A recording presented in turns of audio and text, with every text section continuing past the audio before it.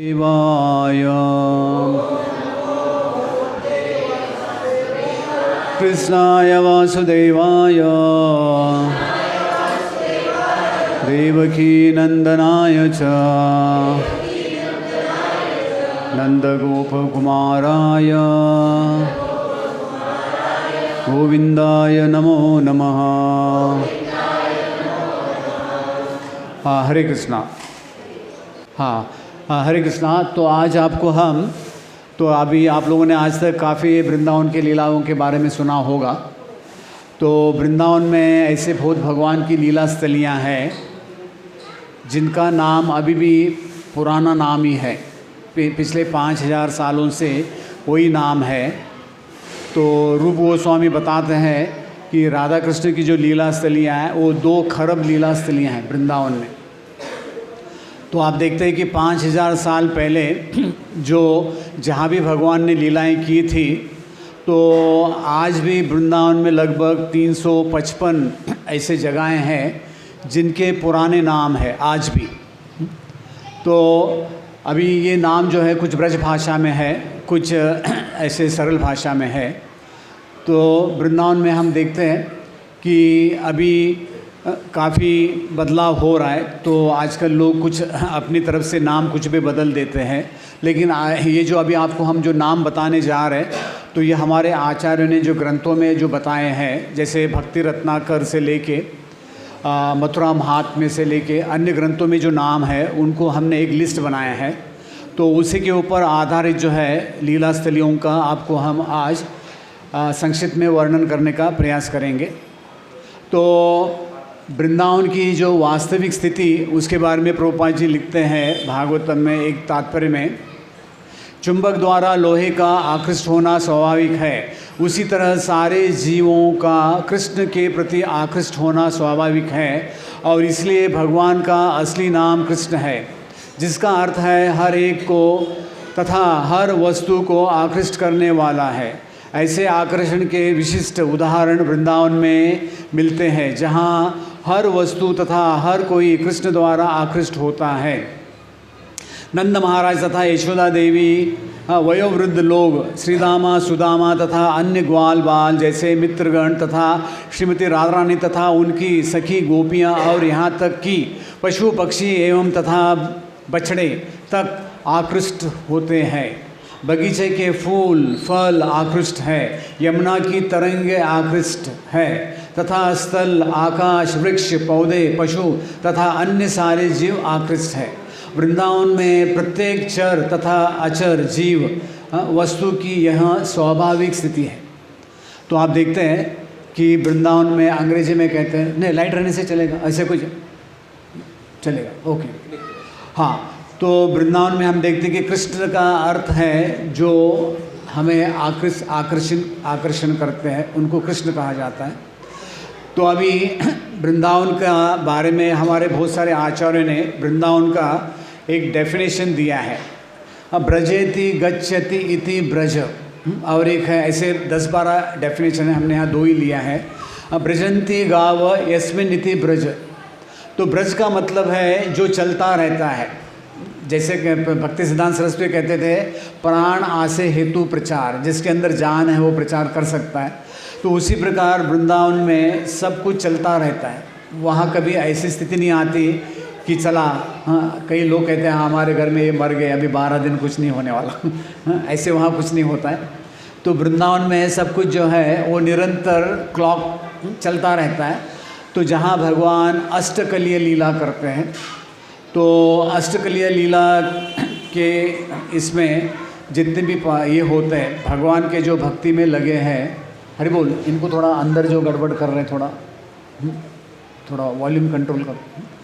तो आप देखते हैं कि ऐसे बताया जाता है कि जिस व्यक्ति को भगवान के लीला में प्रवेश करना है, तो ऐसे व्यक्ति को वृंदावन में जो ब्रजवासी है उनके सानिध्य में क्या करना है कि भगवान के लीलाओं का, लीला स्थलियों का स्मरण करना है।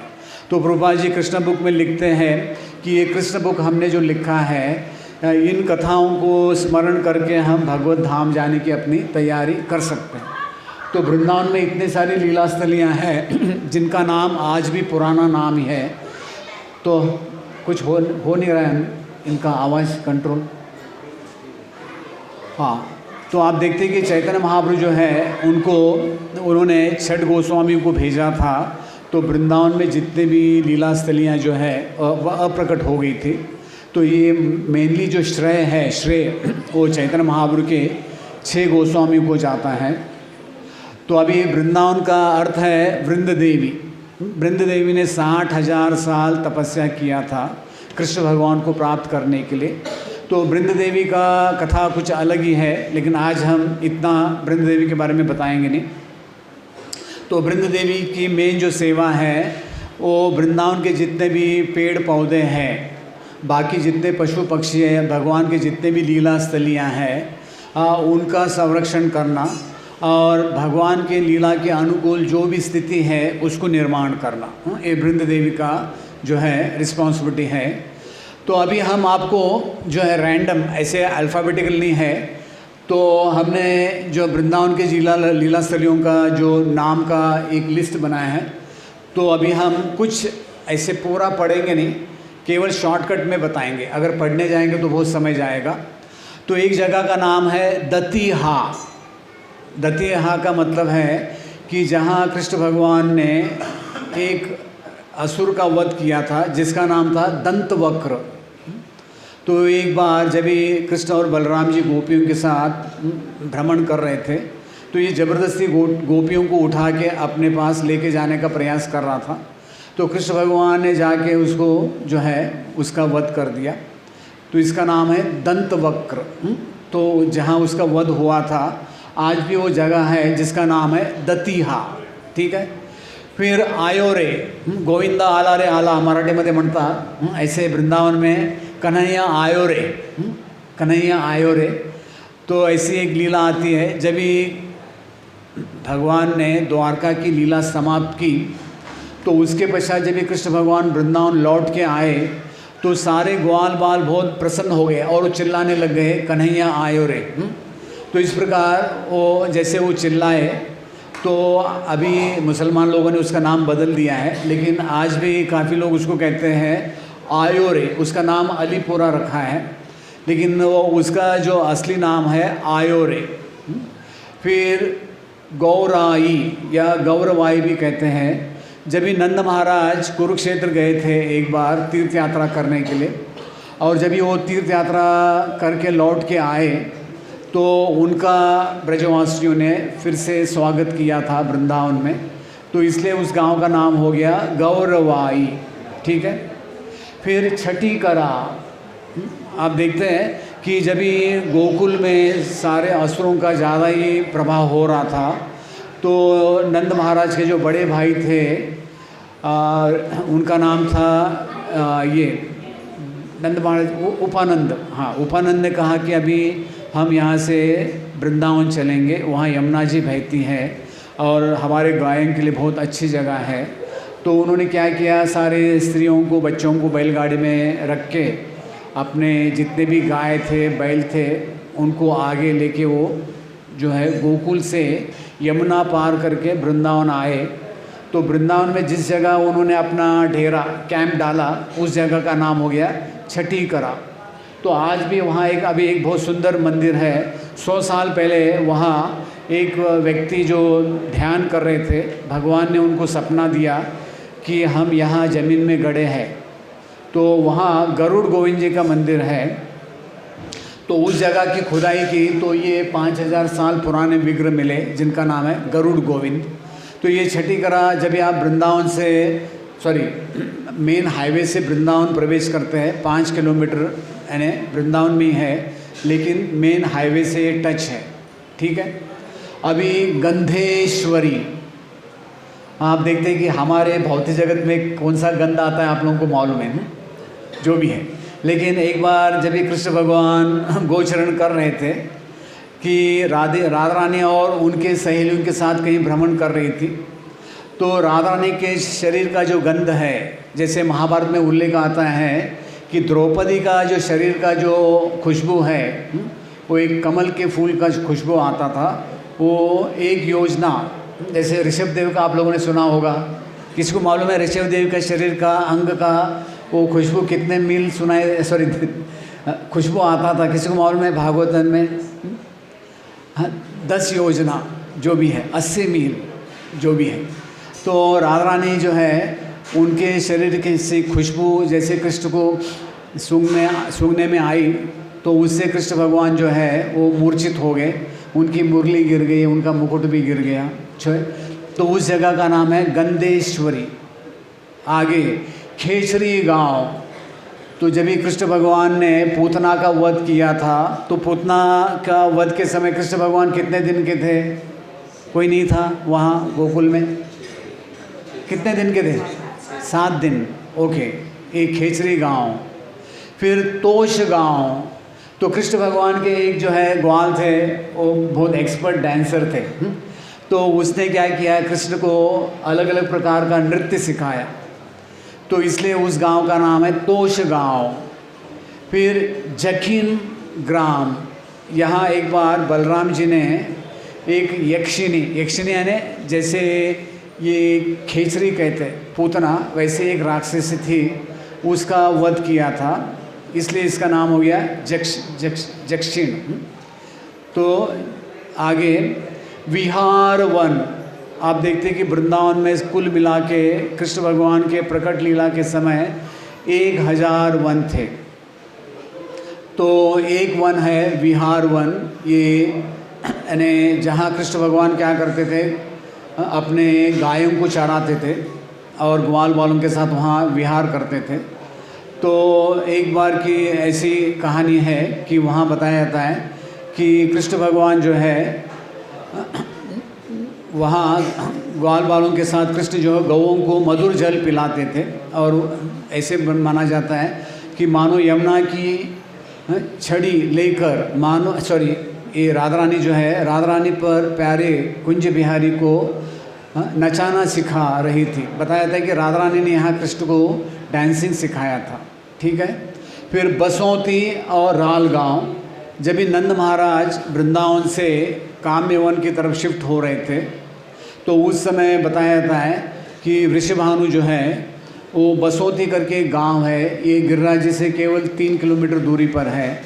और राधा रानी भी वहीं बड़ी हुई राल गांव में, जहां राधा रानी की जो दादी माँ है मुखरा, उसका गांव है। आगे अडिंग।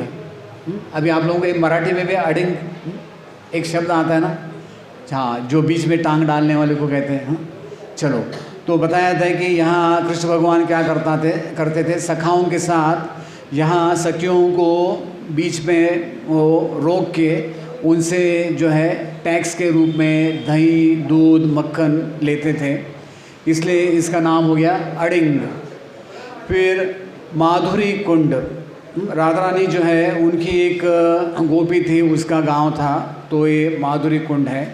फिर मुखराई, तो राधा रानी की जो जैसे मैंने बताया दादी, तो उसका गांव अभी भी है, ये गिरिराज जी के बगल में है। तो वो क्या करते थे, राधा कृष्ण को दोनों को एक साथ गोद में लेके बैठते थे, तो ये गांव अभी भी है।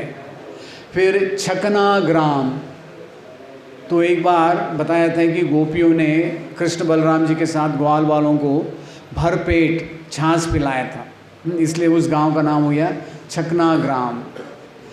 फिर परसोली, आप देखते हैं कि जब ये अक्रूर जी आए थे कृष्ण और बलराम जी को ले जाने के लिए, तो सबसे ज़्यादा दुखी हुए थे गोपियाँ। ठीक है। तो ऐसे भी कृष्ण भगवान ने गोपियों की तरफ देखा ही नहीं, वो रथ में बैठ गए। तो गोपियों ने जो है कृष्ण का बहुत दूरी तक पीछा किया। तो कृष्ण भगवान ने कहा ठीक है, मैं परसों आऊँगा। तो गोपियों को भगवान ने आश्वासन दिया, तो इसलिए उस गांव का नाम हो गया परसोली, परसों आएंगे। तो फिर आगे एक गांव है पैठा गांव। तो जब भी कृष्ण भगवान रासलीला कर रहे थे, तो एक बार रासलीला के समय भगवान अंतर्धान हो गए। तो फिर कृष्ण भगवान जो है वो विष्णु के रूप में प्रकट हो गए। तो जो गोपियाँ कृष्ण को ढूंढ रही थी उन्होंने कृष्ण को यानी जो विष्णु के रूप में जो है उनको प्रणाम किया। तो विष्णु भगवान अपने रूप में ही खड़े रहे। लेकिन जब ये राधा रानी आई तो क्या हो गया, जो 4 भुजाएं थी तो उसमें से 2 भुजा जो है वो निकल गई। तो ऐसे बताया जाता है, इसलिए इसका नाम हो गया पैठा, यानी अंदर 2 भुजा कृष्ण के वो लुप्त हो गए। फिर आनियोर गांव, आज भी ये गांव है गिरिराज जी से लगा हुआ है। तो आप देखते हैं कि जब ये कृष्ण भगवान देख रहे थे कि ब्रजवासी जो है कुछ एक बड़ा तैयारी कर रहे बहुत दिनों से, तो ये बड़ी कथा है। लेकिन संक्षिप्त में हम देखते हैं कि यहाँ कृष्ण भगवान ने स्वयं गिरिराज जी से एक रूप धारण किया और जितना भी भोग लगाया था वो पूरे खा गए। फिर चिल्लाए आनियोर आनियोर आनियोर। फिर ब्रजवासी ने सेकंड टाइम, थर्ड टाइम ऐसे कुकिंग किया। बाद में कृष्ण ने कहा गिरिराज जी से, देखो हम लोग बड़े गरीब लोग हैं, जो भी राशन पानी सब खाली हो गया, अभी आप तृप्त हो जाओ। तो ऐसे बताया जाता है कि गिरिराज जी के मुंह से एक आवाज़ आई, तृप्तोस्मि, चलो हम अभी तृप्त हो गए। तो लेकिन ब्रजवासी लोग बहुत अलग अलग कथा बताते हैं। तो जैसे ग्वाल बाल वो देख रहे थे, अरे ये तो सब खा गया, हमारे लिए कोई छोड़ा ही नहीं। अभी आप देखते हैं कि बच्चे कभी भूखे रह नहीं सकते, ठीक है। तो सारे ग्वाल बाल ने कहा, अरे कन्हैया ये क्या तुम्हारा गिरिराज है, ये सब खा गया, हमको खाना बाकी है। तो ऐसा नहीं चलेगा, अभी तुमने इसको सब खिला दिया, अभी तुम्हें हमें कुछ भी ला के खिलाना पड़ेगा। तो कृष्ण ने कहा ठीक है, आंख बंद करो। तो आप देखते हैं कि ब्रजवासियों के अंदर एक अच्छा गुण था, कलयुग का एक अच्छा गुण है, क्या है, कीर्तनाद एव कृष्णस्य। लेकिन ब्रजवासियों के अंदर एक अच्छा गुण था, वो कृष्ण के प्रति समर्पित थे। कृष्ण जो भी बोलेंगे वो करते थे, ठीक है। तो नंद महाराज ने भी कृष्ण के कहने पर ये गिरिराज जी की पूजा की थी। तो जैसे कृष्ण ने कहा चला डोले बंद करा, तो जैसे सारे ब्रजवासी ने आंख बंद कर लिया, तो क्या हो गया कि जो गिरिराज जी ने जो भी पेट के अंदर ले लिया था, हाँ, तो जैसे कि वैसे ही वो बाहर आ गया। जैसे हम लोग उल्टी करते हैं तो ऐसा नहीं आता है, लेकिन गिरिराज जी ने जब भी उल्टी किया, उल्टी यानी अपने मुंह से जो खाया था जैसा आए तसा एज इट इज़ जो है वो बाहर आ गया। तो ये देख के सारे ग्वाल बाल कहने लगे, अरे तुम्हारे गिरिराज जी बहुत अच्छे हैं, खा ले भी लेते हैं और वापस दे भी देते हैं। तो ये आज भी गांव है आनियोर गांव। फिर आगे बढ़ते हैं सोकराई। तो यहाँ बताया जाता है कि गोपियों से बार बार कृष्ण भगवान ने शपथ लिया था, श्रीमती राधा जी के अतिरिक्त मैं कुछ नहीं जानता। तो राधा रानी के नाम से कृष्ण ने शपथ लिया था, इसलिए उसका नाम है सोकराई। फिर शकरवा गांव। शकरवा का मतलब है इंद्र ने कृष्ण के लिए यहाँ सुरभि गाय का दान किया था, इसका वर्तमान नाम शकरवा है, ठीक है। आगे पलटा गांव, तो सॉरी पालट गांव। तो यहाँ गोपियाँ क्या करती थी, गिरिराज जी के पास है ये, तो गुलाब से लेके अलग अलग प्रकार के एक पालट नाम का एक फूल आता है वो चुनते थी। फिर डेरावली, आप देखते हैं कि जब नंद महाराज वृंदावन से नंदगांव की तरफ जा रहे थे तो बताया था कि उन्होंने इस जगह अपना टेंट डेरा डाला था, इसलिए उस गांव का नाम हो गया डेरावली। फिर अभी एक नवग्राम है, लेकिन उसका असली नाम है कुंजेरा, एक गिरिराज जी के पास ही है। तो बताया जाता है कि गोपियों ने एक हाथी का जैसे रूप बनाया, सारे गोपियों ने एक के ऊपर एक चढ़ के, फिर उसके ऊपर कृष्ण को, अपने ऊपर कृष्ण को बिठा के उनको उन्होंने घुमाया था, इसलिए उसका नाम हो गया कुंजेरा। कुंजेरा का मतलब है हाथी, कुंजर शौचवर, तो ये कुंजेरा नाम है। फिर आगे क्यों ना आई, कौन आई, ये भी बहुत अद्भुत जगह है, ये भी गिरिराज जी के पास है। तो एक बार क्या हो गया, गोपियों ने कन्हैया से कहा कि अरे आज राधा ने नहीं आएगी, आज सिक्योरिटी बहुत टाइट है, जेट सिक्योरिटी है। तो वहाँ जटिला कुटिला अभिमान्यु ने राधा रानी को घर में रोक के रखा है। तो ये सुन के कृष्ण भगवान बड़े दुखी हो गए। तो कृष्ण जी ने बड़ी उत्कंठा से सखियों से पूछा किशोरी जी क्यों नहीं आई, इसलिए उसका नाम हो गया कोनाई ब्रज भाषा में, ये शॉर्टकट है। एक बार एक व्यक्ति बता रहे थे, कोई एक व्यक्ति हरियाणा से, वहाँ के लोगों को अंग्रेजी नहीं आता है ज़्यादा, तो कोई एक हरियाणा का व्यक्ति गया था इंटरव्यू के लिए, तो उसका इंग्लिश इंटरव्यू था।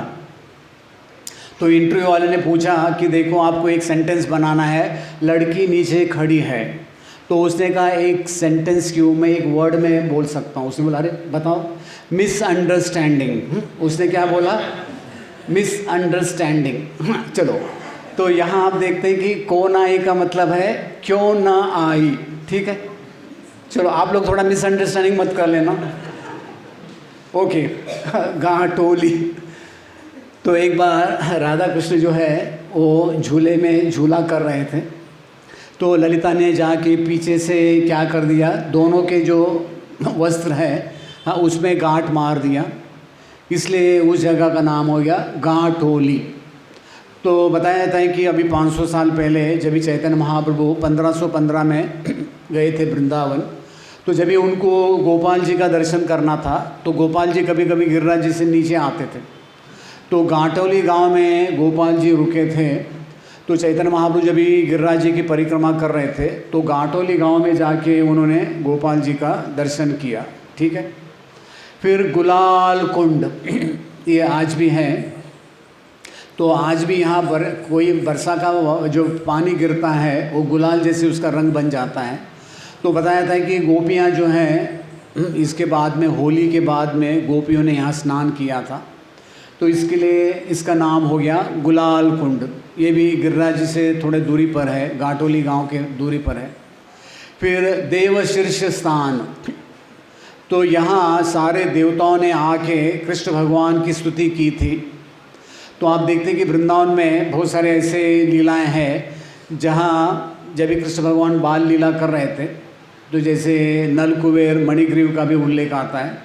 तो ऐसे ही यहाँ देवताओं ने जो है बताया था कि कृष्ण का स्तुति किया था, इसलिए उसका नाम हो गया देवशीर्ष स्थान।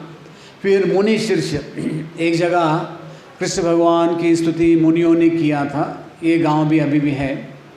फिर सूर्य पतन वन, तो बताया जाता है कि यहाँ सूर्यदेव जो है उन्होंने कृष्ण भगवान की आराधना की थी, तो इसलिए इसका नाम हो गया सूर्य पतन वन।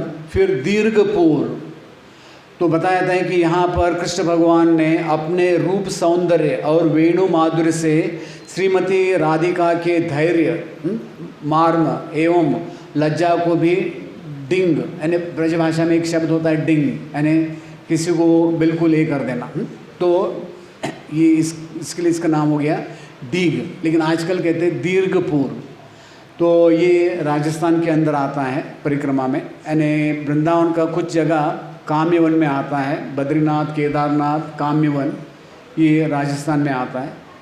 फिर परमादन, परमादन का मतलब है यहाँ कृष्ण और बलराम जी जो है बड़े प्रसन्न हो गए थे उस जगह को देख के। ऐसे भागवतम में एक श्लोक आता है, यदि दूरम गतो कृष्ण वन शोभायन, एक श्लोक आता है, उसमें बताया जाता है कि कभी कभी कृष्ण भगवान वृंदावन की सुंदरता देखते थे दूर दूर जाके, तो सारे ग्वाल बाल जाके उनको पकड़ लेते थे।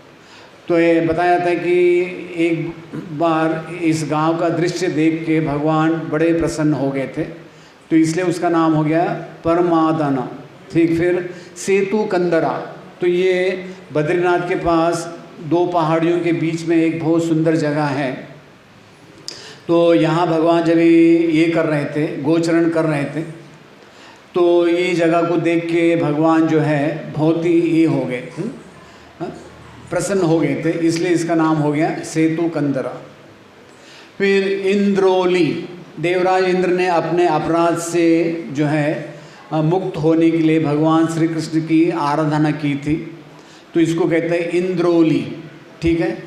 फिर गोदृष्टि वन, जब भी कृष्ण भगवान गोचरण करते थे तो एक जगह एक मिट्टी का एक पहाड़ जैसे था, तो उसके ऊपर खड़े होकर कृष्ण भगवान जो है अपने गायों को हाक मारते थे, श्यामली, धावली, कालिंदी, तो सारे गाय चिल्ला के फिर आवाज़ करते थे। फिर भगवान उनको एकत्रित करके फिर नंदगांव लेके जाते थे। फिर कनोवारो, तो ये बताया था कि कण्व मुनि जो है उनका गांव है। तो पहले वृंदावन में नागा बाबा से लेके बहुत सारे अलग अलग मुनि लोगों ने भी तपस्या किया है। तो ऐसे हमारे आचार्य बताते हैं कि वृंदावन में जितने भी पशु पक्षी थे वो अलग अलग ऋषि मुनि लोग थे, वो उन्होंने भगवान की आराधना की थी। फिर सेतु बंद सरोवर ये आता है काम्यवन में, आज भी है। तो वर्षा के सीज़न में यहाँ पानी भर जाता है। तो एक बार गोपियों ने कन्हैया से कहा, अरे हमने सुना आप पिछले जन्म में राम थे, तो हमें तो यकीन नहीं होता है, चलो वही रामलीला थोड़ी करके दिखाओ, देखते हैं। अंग्रेजी में कहते हैं सीइंग इज़ बिलीविंग, देखना ये सच्चाई है। तो कृष्ण भगवान ने क्या किया, तुरंत सीटी बजाई तो सारे बंदर दौड़ के आए। तो बंदरों ने पूछा क्या करना है बताओ। तो फिर कृष्ण भगवान ने उनको पूरा प्लान दिया किस प्रकार सेतु बनाना है वहाँ। तो ऐसे बताया था कि देखते देखते सारे बंदरों ने उसमें पानी में एक सेतु बना दिया, तो गोपियाँ देखती रह गई। तो इस प्रकार ये जो है सेतु बंद सरोवर ये आज भी है काम्यवन में। तो वहाँ 84 कुंड है। तो 84 कुंड में एक है सेतु बंद कुंड कहते हैं या सरोवर कहते हैं। फिर चरण पहाड़ी, तो यहाँ भगवान ने मुरली बजाई तो पत्थर भी पिघल गए। तो ये भी काम्यवन में आता है। तो बताया जाता है कि एक बार कृष्ण भगवान जब उन्होंने मुरली बजाई तो गोपियाँ आई और क्या हो गया, जहाँ गोपियाँ खड़ी थी उनके पैर के नीचे का पत्थर पिघल गया। तो आज हमने साइंस में बड़ा तरक्की किया है, लेकिन हम पत्थर को तोड़ सकते हैं, काट सकते हैं, शेप दे सकते हैं, लेकिन उसको पिघल नहीं सकते, ठीक है। तो लेकिन कृष्ण भगवान की मुरली की इतनी मधुर आवाज़ है जिससे पत्थर भी पिघल सकता है। तो भगवान की मुरली से 8 प्रकार की आवाज़ आती है। तो जब भी भगवान 7वीं आवाज़ निकालते हैं, एक राग है, ठीक है। तो बताया था कि उससे 6 ऋतु, अभी आप देखते हैं कि अभी वर्षा ऋतु ख़त्म होने वाला है। वर्षा के बाद में कौन सा आता है ऋतु, किसी को कुछ मालूम नहीं। हाँ, शरद आएगा, फिर हेमंत आएगा, जो भी। तो आप देखते हैं कि भगवान ने जब मुरली बजाई तो क्या हो गया कि आज भी वृंदावन में, गोवर्धन में, काम्यवन में, फिर नंदगांव में भी एक पहाड़ी है चरण पहाड़ी। तो वहाँ भगवान के चरण के चिन्ह है। तो ये चरण पहाड़ी 2-3 जगह है। फिर फिसलनी शिला, तो ये गांव है कलावता करके काम्यवन में। तो आज भी वहाँ घसरगुंडी, तो कृष्ण और बलराम जी ग्वाल बाल के साथ वहाँ तो दिन भर जो हो खेलते थे। तो ये आज भी उस समय की शिला है। आज भी भक्त लोग जो है वहाँ ये करते हैं, घसरगुंडी करते हैं। फिर भोजन थाली, तो वहाँ एक पहाड़ी के पास एक बहुत ही सुंदर जगह है जहाँ कृष्ण भगवान ने अपने हाथ से थाली बनाया। तो कृष्ण भगवान क्या करते थे, अलग अलग जगह भोजन लेते थे, लेकिन काम्यवन में आज भी एक बहुत सुंदर जगह है जिसका नाम है भोजन थाली। तो एक कृष्ण का कटोरा है, कृष्ण बलराम जी का एक कटोरा है, कृष्ण की एक थाली है और बलराम जी की एक थाली है। वो है इंद्रसेन पर्वत है, उस पर्वत के ऊपर ही वो थाली आज भी है। तो बहुत लोग जाके वहाँ क्या करते हैं, भगवान को फलों का प्रसाद का भोग लगाते हैं। फिर धुलेड़ा गांव, तो बताया जाता है कि जब ये श्री कृष्ण जो है सखाओं के साथ गौशाले से जो है गाय को लेके चरने के लिए निकलते थे और शाम को जब लौटते थे तो बहुत दूरी पर एक गांव में बिल्कुल ऐसे लगता था कि कोई बड़ा तूफान आ गया। तो गायों के जो पैर से जो धूल निकलता था, तो नंदगांव में पता चलता था कि अभी कृष्ण और बलराम जी आ रहे। तो ये गांव है धुलेड़ा गांव।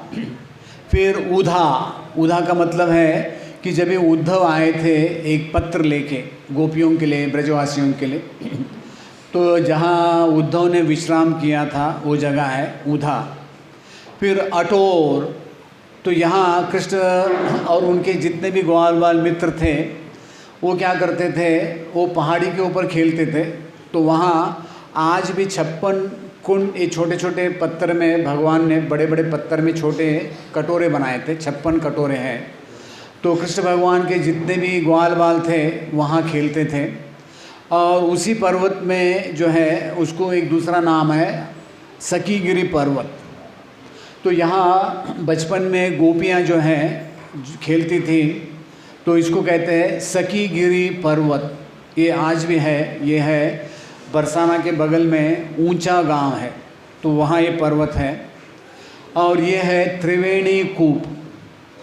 तो एक बार की ऐसी लीला हुई कि गोपियों ने कहा, अरे आप तो सबको तीर्थ यात्रा कराते हैं, हमें नहीं कराया, चलो हमें भी करा दो।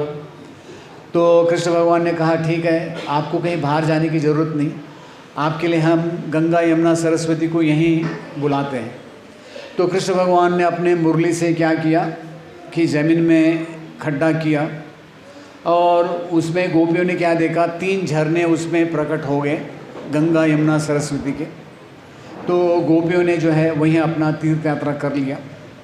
तो ये जो है यहाँ है अपना ऊंचा गांव में, आज भी है ये त्रिवेणी कूप। फिर सांखरी खोर, ये बरसाना में है, आज भी ये जगह वैसे के वैसी है। तो यहाँ एक बहुत ही सुंदर लीला होती है, बूढ़ी लीला कहते हैं, कि राधा रानी के जन्म के बाद में 5-6 गोपियों का जन्मदिन मनाया जाता है। तो राधा रानी का विशाखा का एक ही दिन है जन्मदिन, ललिता जी का 2 दिन पहले। हाँ, तो बाकी जो है जो 5 सखियाँ हैं उनका जन्मदिन अगले दिन से मनाया जाता है। और यहाँ ब्रजवासी लोग बहुत सुंदर लीला करते हैं। तो यहाँ आप देखते हैं कि कृष्ण भगवान अपने उनके जितने भी मित्र थे, खास करके मधुमंगल वगैरह, उनके साथ बलराम जी के साथ क्या करते थे, गोपियों को बीच रास्ते में रोक के उनके पास से दही दूध मक्खन वगैरह लेते थे। तो यहाँ भी बहुत सारी लीलाएं हुई है, तो अभी इतना समय नहीं इन लीलाओं को बताने का। फिर मयूर कुटी, तो ये बरसाना में 4 पर्वत के बीच में एक पर्वत है, उसको कहते हैं मयूर कुटी। तो आप देखते हैं कि एक बार कृष्ण भगवान मुरली बजा रहे थे, तो उस मुरली की आवाज़ से मयूर बड़े प्रसन्न हो गए, वो लोग भी नाचने लग गए। तो उनको देखकर कृष्ण राधा रानी वो भी भाव विभोर हो गए, उन्होंने भी नाचना चालू किया।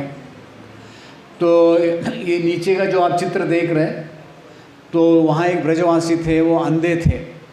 तो एक बार राधा रानी ने उन्हें कहा, आप तो हमारी लीला देखते हैं, मयूर लीला, आप हमारा ये लीला का एक चित्र बनाओ। तो उसने कहा मैं अंधा हूँ, कैसे बना सकता हूँ। हाँ, उन्होंने कहा आप अंधे होकर भी देख सकते हैं, ठीक है। तो उन्होंने ये पेंटिंग बनाए नीचे वाला, ये आज भी है वहाँ मयूर कुटीर में।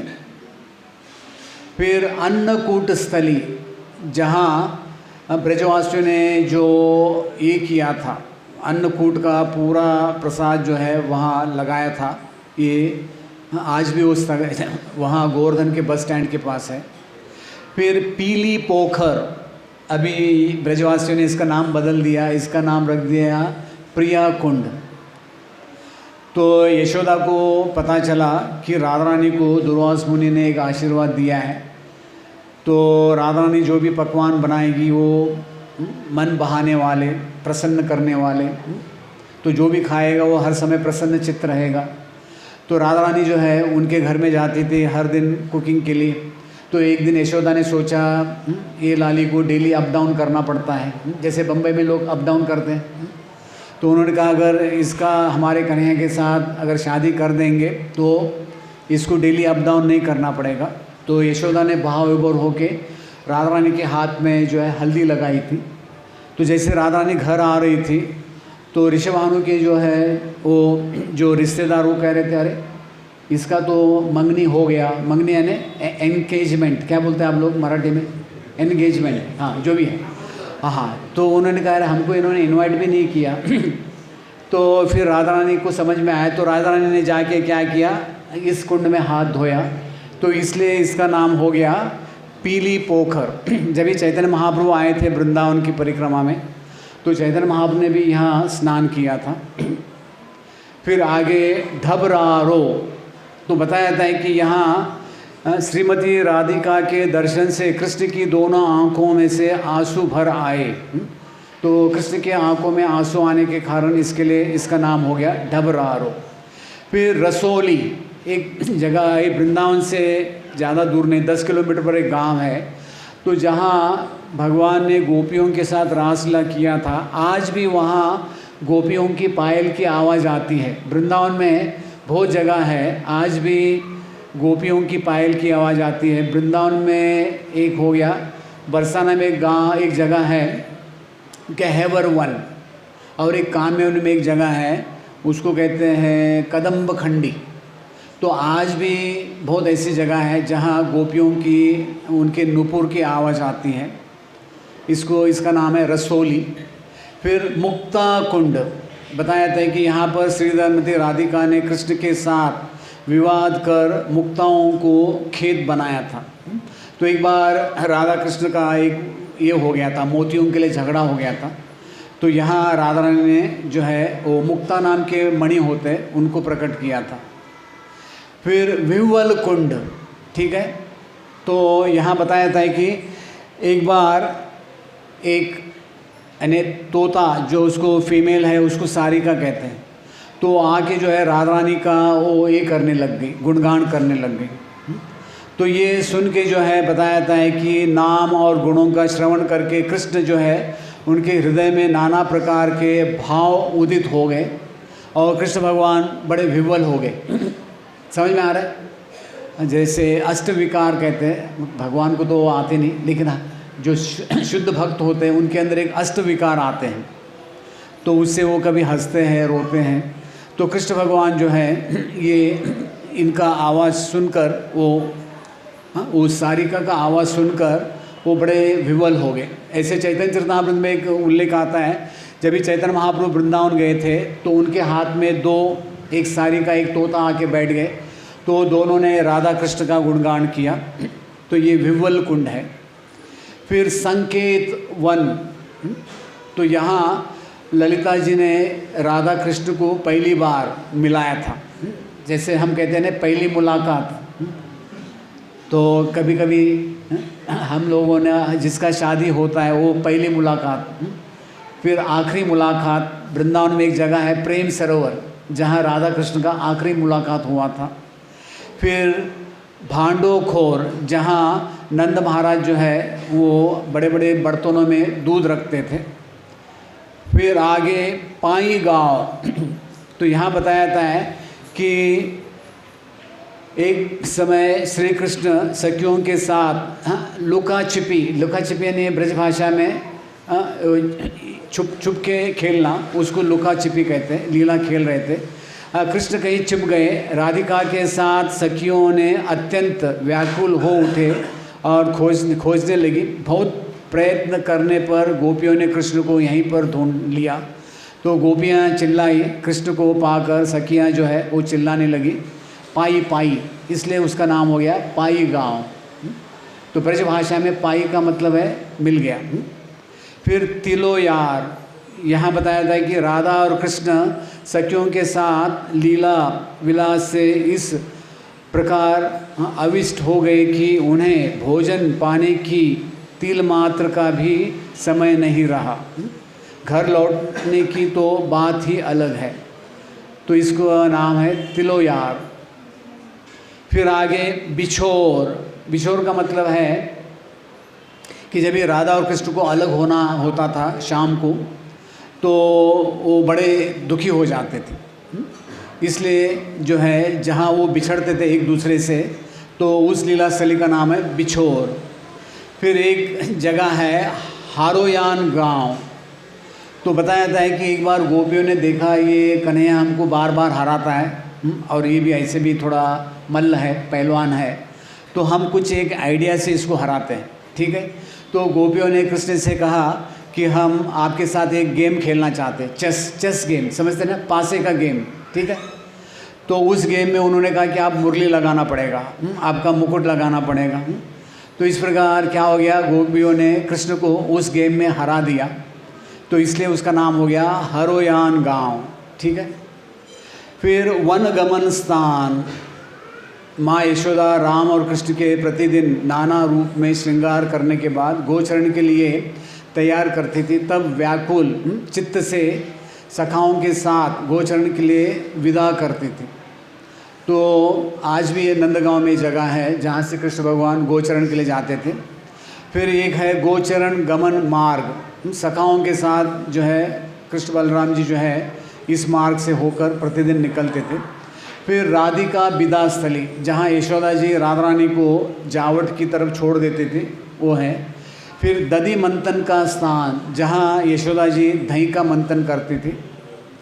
फिर नंद बैठक, आज भी वृंदावन में बहुत जगहें हैं जहाँ नंद महाराज अपने ग्वालों के साथ एक मीटिंग लेते थे। तो बहुत सारे अच्छे अच्छे लीलाएं हैं वृंदावन में। एक ऐसी लीला आपको बताते हैं, बताया जाता है कि जब ये हो गया यानी कृष्ण भगवान ने जब ये 2 पेड़ों का उद्धार किया अर्जुन वृक्ष का, तो सारे ब्रजवासी बड़े हैरान हो गए। उन्होंने एक मीटिंग बुलाया और उन्होंने कहा कि देखो ये राम कृष्ण, ये आपके घर में ये कोई देवता ही है, ये कोई साधारण व्यक्ति नहीं है।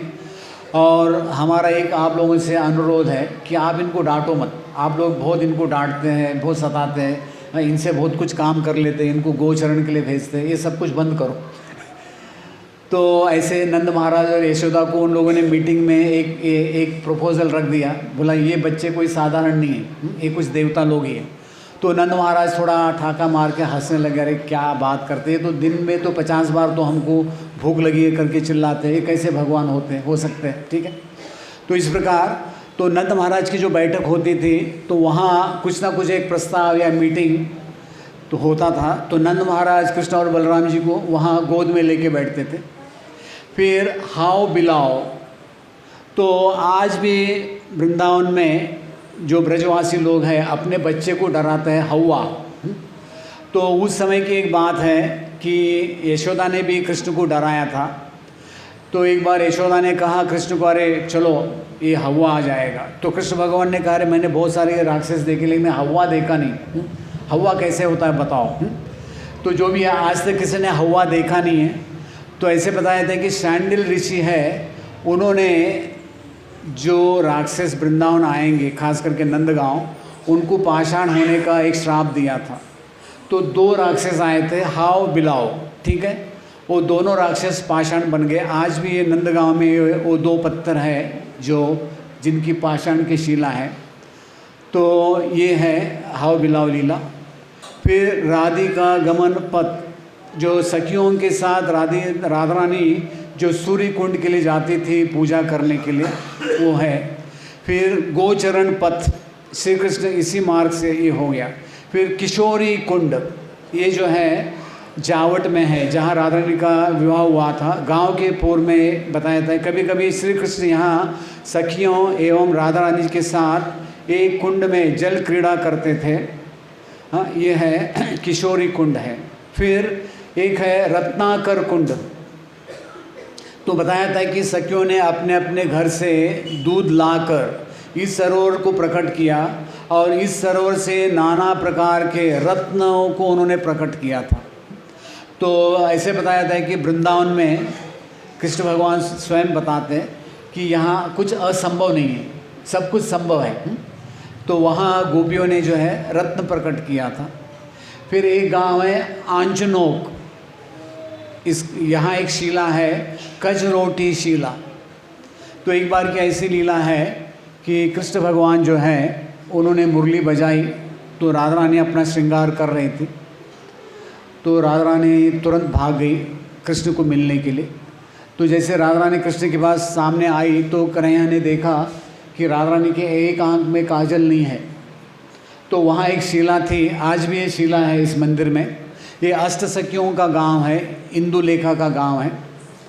तो यहाँ क्या हो गया कि कृष्ण ने उस शिला पर हाथ रगड़ के उसमें से काजल निकाल के अंजन लगाया, इसलिए उसको कहते हैं कजरोटी शिला या अंजनोक गांव। आगे जोगिया स्थली, तो बताया था कि कृष्ण भगवान का कभी जन्म गोकुल में होता है, कभी मथुरा में होता है, कभी नंदगांव में भी होता है। तो एक पुराण में कथा आती है कि एक बार जब कृष्ण का जन्म हुआ तो सारे देवता नंदगांव गए थे। तो नंद महाराज यशोदा ने देवताओं को भरपेट भोजन खिलाया। तो शिव जी को भी बाद में पता चला, अरे आज कन्हैया का जन्म हुआ है, तो थोड़ा लेट हो रहा था। पार्वती ने कहा अभी मैं नहीं आऊँगी, लेकिन आप मेरे लिए एक घड़ा भर के मक्खन लेके आना ज़रूर। तो शिव जी नंदगांव पहुँचे, शाम का समय हो रहा था। तो शिव जी चिल्ला रहे थे, अलख निरंजन, वो डमरू बजा रहे थे ज़ोर से। तो यशोदा घर के द्वार पर बैठी थी कन्हैया को लेके। तो उन्होंने देखा अरे ये क्या आ गया। हाँ, अंदर जाके यशोदा ने घर बंद कर दिया। तो शिव जी ने दरवाजे के ऊपर नॉक किया। तो यशोदा ने कहा दरवाज़ा नहीं खुलेगा। तो शिव जी ने कहा हम यहीं बैठे रहेंगे। तो यशोदा ने कहा ठीक है बैठे रहो। तो शिव जी ने कहा मैं 1000 साल तक बैठ सकता हूँ इधर। तो उन्होंने कहा ठीक है 10,000 साल बैठो, कोई प्रॉब्लम नहीं। हाँ, तो ऐसे यशोदा के साथ जब शिव जी वाद विवाद कर रहे थे, शिव जी को लगा अरे चलो माँ के साथ कभी ज़्यादा पंगा नहीं करना चाहिए। तो इस प्रकार क्या हो गया कि शिव जी थोड़े दुखी होके एक जगह जाके बैठ गए। तो बाद में यहाँ कन्हैया का रोना चालू हो गया। तो गोपियाँ आई तो उन्होंने पौर्णमासी को बुलाया। फिर पौर्णमासी में ने देखा क्यों कृष्ण क्यों रो रहे हैं, उनको पता चला। तो उन्होंने कहा अरे एक जोगी आया था, उसको दर्शन नहीं हुआ। तो यशोदा ने कहा नहीं, उसके गले में तो सांप, बहुत सारे सांप हैं, बिच्छू हैं, वो तो मेरे कन्हैया को काट लेगा। तो उन्होंने कहा नहीं, हम उसको बुला लेते हैं, तो उसका दर्शन करने से इसका रोना बंद होगा। तो गोपियाँ गई। तो गोपियाँ जो है शिव जी को लेके आई और शिव जी ने कृष्ण को अपने हाथ में लेके उनको अपने सर में लगाया। तो इस प्रकार शिव जी बड़े प्रसन्न हो गए। और फिर यशोदा ने बताया जाता है कि शिव जी को जितना भी प्रसाद बचा था बोला खा लो। तो शिव जी ने भरपेट प्रसाद खाया। तो जैसे शिव जी निकलने वाले थे उनको याद आया अरे वो नंदगांव का मक्खन। तो उन्होंने कहा, मेरे पत्नी ने कहा कि थोड़ा मक्खन दे दो, आपका घर का बनाया हुआ। तो यशोदा ने एक मटका जो है शिव जी को मक्खन दिया। तो शिव जी ने सोचा चलो थोड़ा मुखवास कर लेते। मुखवास समझते हैं? हाँ, आजकल जितना भी मुखवास होता है वो बकवास ही होता है, सब डुप्लीकेट होता है। तो ऐसे भी शिव जी का पेट भर गया था। तो शिव जी ने सोचा चलो थोड़ा मक्खन मुंह में डाल के देखते कैसा है टेस्ट। तो शिव जी ने थोड़ा वो मक्खन खाया तो उनको लगा अरे वाह, ऐसे तो मक्खन मैंने कभी खाया नहीं। तो जैसे वो कैलाश जा रहे थे, बार बार खाने का मन कर रहा था, खाते गए। तो जब तक कैलाश पहुंच गए तो घड़ा ही खाली हो गया। तो जैसे पार्वती ने देखा अपने पतिदेव आए, जाके दौड़ के जाके मटका छीन लिया, हाथ डाला तो हाथ में कुछ लगा ही नहीं। तो पार्वती को इतना क्रोध आया तो पार्वती ने श्राप दिया शिव जी को कि आइंदा कोई भी वैष्णव आपका प्रसाद उच्छिष्ट नहीं खाएगा। तो शिव जी के लिए एक श्राप है वो पार्वती का। ठीक है। फिर उद्धव कैरी। तो यहाँ उद्धव ने गोपियों को जो है कृष्ण का खत पढ़ के सुनाया था, इसका नाम है उद्धव कैरी। फिर राधिका गमन पथ। तो ये आपको बताया कि राधा रानी जो है ये आज भी सूर्य कुंड है, ये लगभग 7 किलोमीटर है वहाँ से अपना राधा कुंड से। तो राधा रानी यहाँ हर रविवार को सूर्यदेव की पूजा करने के लिए जाती थी। पीवन कुंड। तो यहाँ बताया जाता है कि जहाँ कौतुकी कृष्ण ने सखियों की मदद से श्रीमती राधिका को अनुराधा का पान किया था, सॉरी अधर सुधा का पान किया था। ओके। फिर एक है बिजवाड़ी, ये भी बहुत सुंदर गांव है। तो ये नंदगांव से 3 किलोमीटर दूरी पर है। तो जब भी सखियाँ कृष्ण का पीछा कर रही थी, जब भी कृष्ण यानी बलराम जी रथ पर बैठ के जा रहे थे, तो गोपियों ने रथ को पकड़ लिया। तो अभी कृष्ण भगवान सोच रहे थे अभी कैसे गोपियों से दूर होना है। तो भगवान ने क्या किया, एक ज़ोर से आवाज़ की बिजली की। तो जैसे ज़ोर से बिजली की आवाज़ हुई तो सारी गोपियाँ मूर्छित हो गई। तो ऐसे बताया था कि कृष्ण भगवान ने सोचा चलो अभी हम फ्री हो गए, लेकिन फिर भी गोपियों ने कृष्ण का पीछा किया। फिर परसोली में जाके वो वहीं रुक गई। तो कृष्ण भगवान ने आश्वासन दिया कि मैं परसों आऊँगा। तो ये जगह है जहाँ बिजवारी करके गांव है, ये जो है नंदगांव से 3 किलोमीटर दूरी पर है। फिर लुघोली, तो बताया था कि यहाँ पर ललिता जी ने राधा का व कृष्ण का दोनों का मिलन कराया था, तो इसका नाम है लुघोली। तो ब्रज भाषा में लुगाई का मतलब होता है पत्नी या प्रेमिका, तो ये आज भी वो नाम है ब्रजवासी लोग इसको यूज़ करते हैं। फिर पिसाई, तो गोचरण के समय कृष्ण को प्यास लगने पर बलदेव जी ने जल लाकर उनको पिलाया था, इसलिए उसका नाम हो गया पिसाई। फिर छत्रवन, छाता, तो यहाँ बताया जाता है कि कृष्ण जो है उनको सिंहासन के पर बिठाकर ब्रज का छत्रपति महाराज बनाकर जो है सब गाँव ग्वाल वालों ने एक बड़ा एक ये किया था, सेरेमनी किया था। ये बहुत लंबी लीला है। तो जब ये गोपियों को पता चला, उन्होंने कहा अरे वाह, ये लोग कृष्ण को राजा बना रहे, तो हम देखते हैं। तो गोपियों ने क्या किया, राधा रानी को वृंदावनेश्वर करके राधा रानी को भी जो है उनका भी एक सेरेमनी कर दिया। तो उस लीला का नाम है उमराव। ये लीला बहुत लंबी लीला है। तो गोपियों ने क्या किया, मधुमंगल को बुलाया और उसको डांटा, अगर 24 घंटे के अंदर आप कृष्ण को ला के यहाँ शरणागत नहीं करोगे तो आपको सबकी हम लोग अच्छी तरह पिटाई करेंगे। तो ऐसे बताया था कि जो है ये मधुमंगल था, उसने जाके कृष्ण को बताया कि देखो आपकी अच्छी पिटाई होने वाली है, आप जाके राधा रानी से शरणागत हो जाओ। तो ये लीला है, उमराव कहते हैं इसको, आज भी ये लीला स्थली है। फिर कोसी या कुशास्थली, तो यहाँ एक संवाद है राधा कृष्ण का। कोसी का मतलब है कौन है, ब्रज भाषा में कोसी का मतलब है कौन है, और एक अर्थ है कोसी का मतलब है कोश, जहाँ नंद महाराज का जो है उनका धन वहाँ रहता था। तो बताया जाता है कि एक बार कृष्ण भगवान ने आके राधा रानी के दरवाजे पर आवाज़ किया, तो राधा रानी ने पूछा कौन है, तो कृष्ण ने कहा हरि। तो उन्होंने कहा अरे हरि तो ये जंगल में होता है, हरि यहाँ क्या कर रहा है हरि, चलो जंगल में भागो। तो ऐसे अलग अलग जो है वो राधा और कृष्ण का जो है संवाद है। तो इस जगह का नाम है कोसी। फिर नारी समेरी एक जगह है, तो बताया जाता है कि यहाँ ललिता विशाखा सखियों ने भी जो है बहुत चेष्टा की, किंतु मान और भी अधिक बढ़ता गया राधा रानी का। तो अंत में सखियों ने परमार्श से श्री कृष्ण और श्यामरी सखी बनकर वीणा बजाते हुए यहाँ आए। श्रीमती राधिका का जो है श्यामरी सखी के अद्भुत रूप और वीणा का जो है ये सुन के राधा रानी का जो है वो मान भंग हो गया था।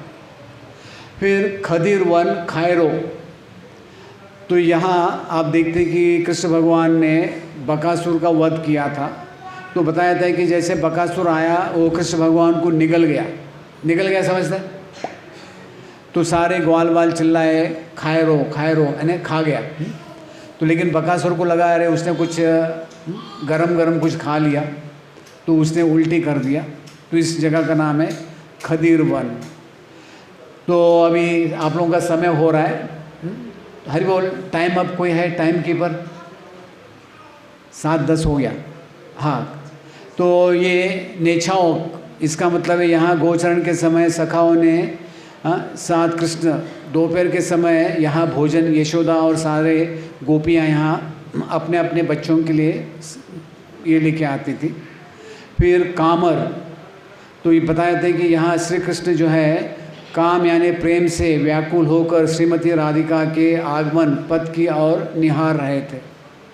फिर बसोती, आपको हमने बताया कि जहाँ जो है यानी वृषभानु ने अपना टेंट डाला था, पाएगांव। तो यहाँ बताया जाता है कि हाँ ये गोपी ये ऑलरेडी हो गया। फिर शेषशाही, तो एक बार गोपियों ने कहा था कि हमने सुना है कि आप महाविष्णु भी हैं, तो आप हमें महाविष्णु का रूप दिखाओ। तो कृष्ण भगवान ने गोपियों को महाविष्णु का रूप दिखाया था। ये भी जो है शेषशाही जो है ये एक शेरगढ़ करके गांव है, वहाँ आता है। फिर खैरो, इसका दूसरा नाम है जो है बताया था है कि बलदेव जी यहाँ 2 महीने के लिए आए थे, उन्होंने खैरियत पूछा था सब लोग कैसे हैं। फिर बनछोली, यहाँ पर बताया था है कि यह गांव खदोरों से 2.5 मील पूर्व पर है। यहाँ पर बताया था है कि कृष्ण जो है रासलीला भगवान ने किया था। फिर उजानी, यहाँ बताया था कि श्री कृष्ण की सुमधुर वंशी को सुनकर यमुना जी उल्टी बहने लगी। तो यमुना जी को उल्टी बहने के कारण यहाँ को उजानी कहते हैं। फिर राम घाट, जहाँ बलराम जी ने, उनके जो गोपियाँ हैं बलराम जी, वो नाग कन्या हैं, उनके साथ रासलीला किया था। फिर ब्रह्म घाट बताया था कि यहाँ जो है श्री कृष्ण आराधना, जो ब्रह्मा जी जो है श्री कृष्ण की आराधना की थी उन्होंने अपराध क्षमा करने के लिए। कच्छ वन में कछुआ बन के वो लोग खेलते थे।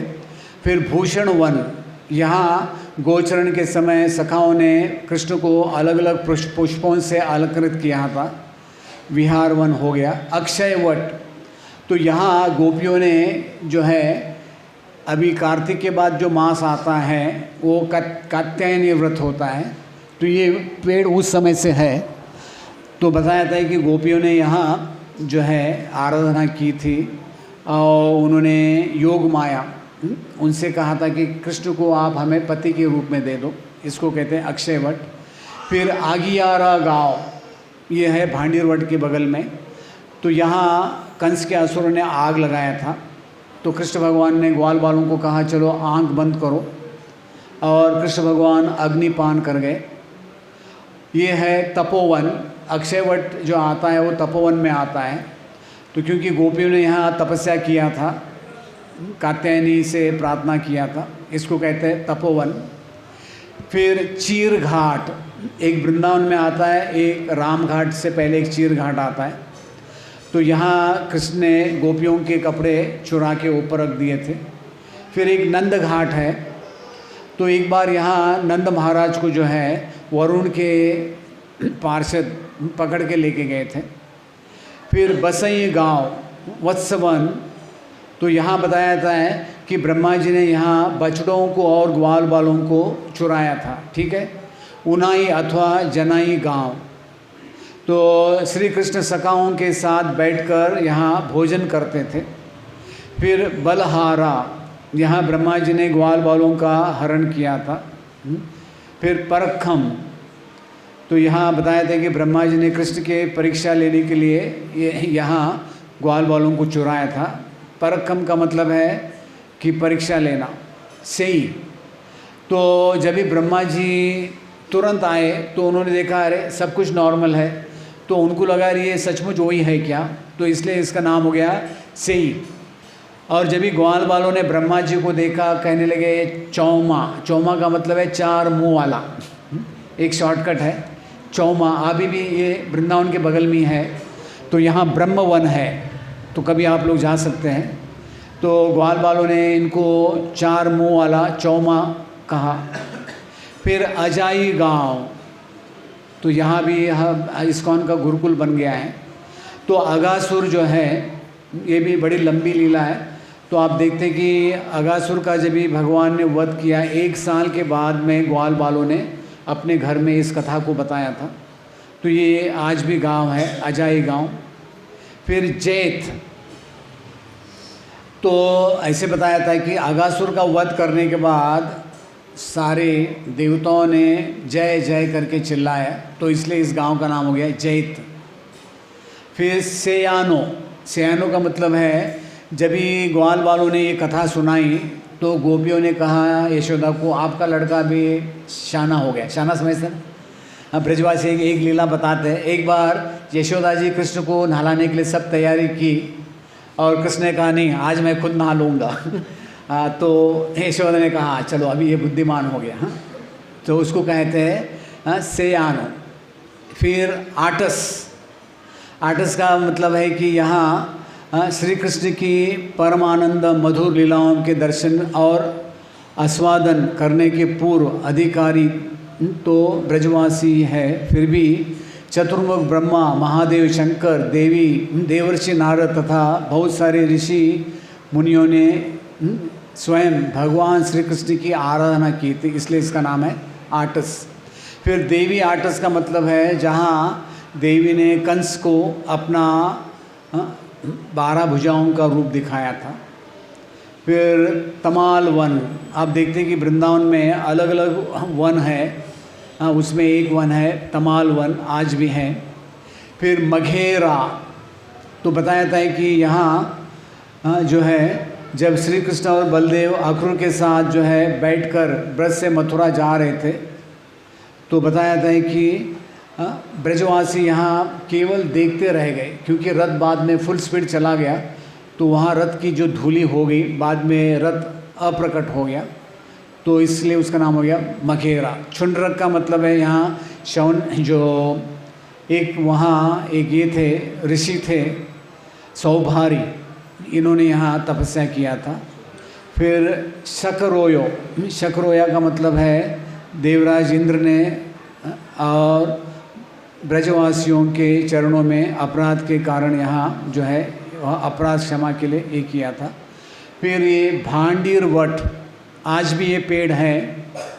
तो यहाँ ब्रह्मा जी ने राधा कृष्ण का गंधर्व विवाह किया था। 8 प्रकार के विवाह है शास्त्रों में। तो यहाँ राधा कृष्ण जो है वो अपने नव यौवन अवस्था में प्रकट हो गए। नव यौवन समझते ना, उस समय उनकी आयु 5 साल की थी, लेकिन ब्रह्मा जी ने कहा कि आप अपने नव यौवन अवस्था में आ जाओ। तो ब्रह्मा जी ने शादी के बाद उन्होंने 7 फेरे लगाए और देवताओं के लिए भरपेट प्रसाद खिलाया। फिर वेणुकूप, तो ये भी भांडीर वन में आता है। यहाँ एक अमावस्या आती है, सोमवती अमावस्या, वहाँ एक बड़ी जत्रा होती है, बहुत सारे लोग आते हैं वहाँ, पानी दूध जैसे बनता है। फिर चाहेरी गांव, जहाँ भोजन के बाद छाया में ग्वाल बाल लेट जाते थे। श्याम तलैया, जहाँ भगवान क्या करते थे, हाँ, एक बार रासलीला के बाद गोपियों को प्यास लगी तो भगवान ने ज़मीन से पानी निकाला, आज भी ये है, इसको कहते हैं श्याम तलैया, ठीक है। माट गांव, तो यहाँ नंद महाराज के लिए मटके बनते थे। पानी गांव, चलो ये पानी गांव की लीला लास्ट आपको बताते हैं। तो एक समय क्या हो गया कि गोपियाँ जो है कृष्ण को मिली, कहा कि अरे सुनो कल द्वादशी है और हमने सुना है कि द्वादशी को साधु संतों को खिलाने से उसका 100 गुना लाभ मिलता है। तो गोपियों ने कहा अरे बताओ कोई साधु संत वृंदावन में विजिटिंग कोई लिस्ट है आपके पास? तो कन्हैया ने कहा हाँ, ये यमुना जी के पार जो है दुर्वास मुनि ने डेरा लगाया अपना। दुर्वास मुनि वहाँ वो अकेले घूमते हैं, उनके साथ कोई रहते नहीं। अच्छा है, उनको ही खिलाओ। तो अगले दिन क्या हो गया, गोपियों ने 100 लोगों के लिए खाने योग्य प्रसाद बनाया, बहुत अलग अलग पकवान बनाए। और जैसे उनको वहाँ जाना था तो यमुना जी में बहुत जोर का प्रभाव था। कोई नाविक ने कहा कि हम रिस्क नहीं लेंगे, हम आपको वहाँ ले जाएंगे तो हमें डूब जाएंगे।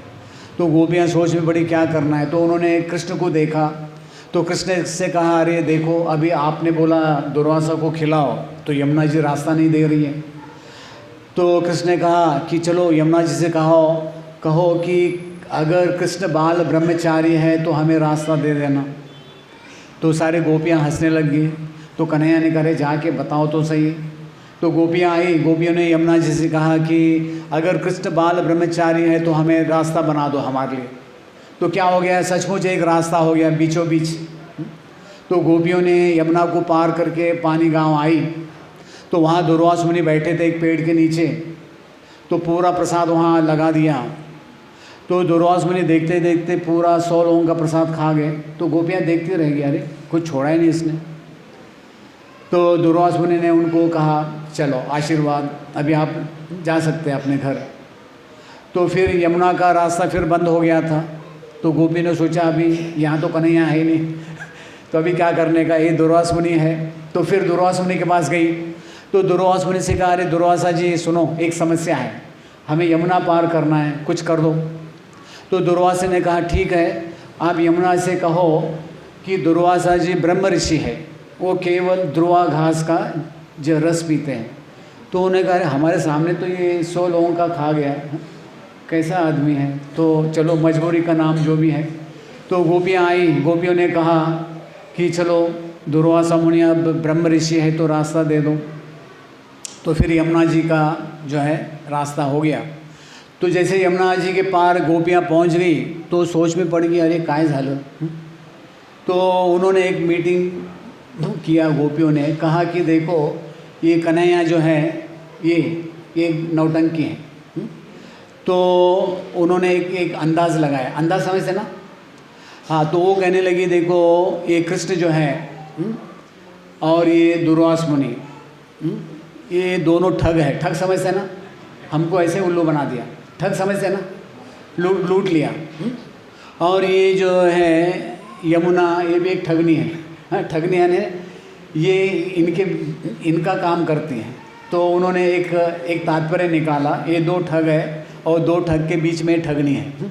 तो कभी कभी होते ना, ये मेडिएटर होते हैं ना, मेडिएटर, कोई 2 लोगों का साथ में लाना है तो एक व्यक्ति को कहते हैं मेडिएटर।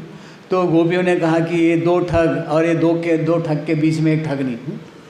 बोलो श्री वृंदावन धाम की।